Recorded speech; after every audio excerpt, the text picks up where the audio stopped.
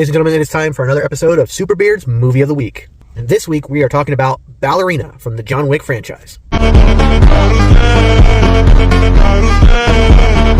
Of course, this is going to be a spoiler-free review, but I just got out of the film, so let's get our thoughts on it.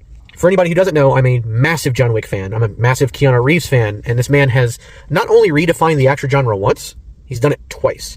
The first time was with The Matrix and then with the John Wick movies, because every action flick since the first John Wick has come out has tried to emulate that film.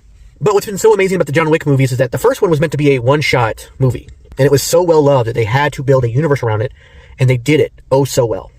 Now, when it comes to Ballerina, do they stick to trend? Do they stick to the franchise? Do they nail what makes the franchise great? And I'm gonna have to say yes. This movie takes place between, the third film and the fourth film. It takes, kind of during the third film and then a little bit after the third film, but before the start of the fourth film for John Wick. And it was spoiled in the trailer, so I can say this: John Wick does make an appearance in this film, actually twice. But as far as Ana de Armas' character Eve, I love the way they portray her in this film. Because when it comes to John Wick, he's a 20-plus year veteran, greatest hitman of all time. For Eve, although she's been training for over a decade, when the main part of the film takes place, she's only been a true and tried assassin for about 2 months.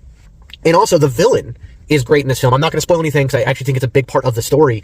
But I like the villain, or the villains, whatever. I think it's something that's different for this franchise, but done still within the whole universe. It all fits. The action is much more aggressive and much sloppier. But like I said, she's still new to the game. And she is fueled by a hateful vengeance of sorts. So she is more aggressive. She's going to be sloppy because she is still learning kind of on the job. There's also a cameo that nobody really expected to happen, which is kind of cool. And quite frankly, while this movie could have been its own standalone film, just kind of an additional part, it has been left open for a sequel. I hope the movie makes a lot of money because I think I'd like to see where this character goes and to further on the John Wick universe. All in all, I give this movie an 8 out of 10. It was very good. It's very aggressive and bloody. I think some of the most gruesome deaths in the John Wick franchise happen in this film. But again, they all make sense. And of course, the stunt coordination and the fighting is next level. It's so good. So definitely go check it out and let me know your thoughts when you go see it. Bye!